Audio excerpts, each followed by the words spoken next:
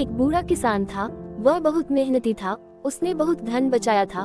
वह बहुत स्नेही पिता भी था। उसके बेटे भी थे, लेकिन वे सभी अपने विचारों में विभाजित थे। इसके अलावा वे बहुत आलसी और सुस्त भी थे। जैसे जैसे साल बीतते गए, किसान कमजोर होता गया। वृद्ध वह अपने बेटों की दयनीय स्थिति पर चिंता और दुख से भरा हुआ था। वह अपनी कड़ी मेहनत से कमाई गई संपत्ति के भविष्य को लेकर भी चिंतित था। इस चिंता और उदासी ने किसान को बहुत बीमार और बिस्तर पर लेटा दिया। वह समझ गया कि वह अपने दिन गिन रहा है।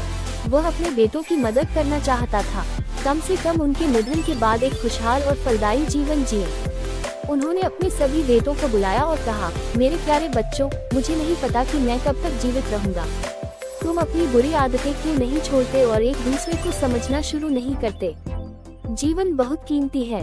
आपको आपस में झगड़ा नहीं करना चाहिए। आपको एक साथ रहना चाहिए। एकता की ताकत को समझना चाहिए। बेटों को समझ नहीं आया कि उनके पिता उनसे क्या कह रहे थे। आप क्या कह रहे हैं पापा?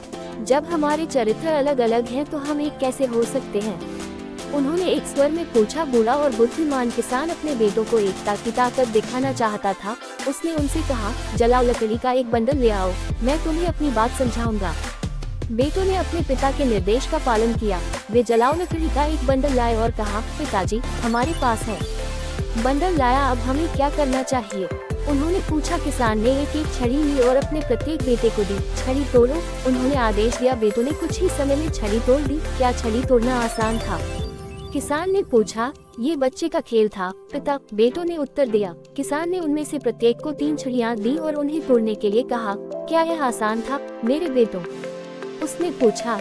ये कुछ कठिन था, बेटों ने शिकायत की। अब ले लो, पूरा बंडल तोड़ दो, किसान ने कहा। हालांकि उन्होंने कोशिश की, बेटे बंडल नहीं तोड़ सके। देखो, जितनी अधिक लाठियां होंगी, उन्हें तोड़ना उतना ही कठिन होगा। इसलिए जीवन, मेरे लड़कों, अगर तुम एकजुट हो जाओ तो यह संभव होगा। दूसरों के लिए आपको तोड़ना मुश्किल है। एक बार जब आप एकजुट हो जाते हैं तो आप समृद्धि के साथ रह सकते हैं। किसान ने सलाह दी। बेटों ने एकता का अर्थ समझा और खुशी के साथ मिलकर रहना शुरू कर दिया। नैतिक एकता ही ताकत है।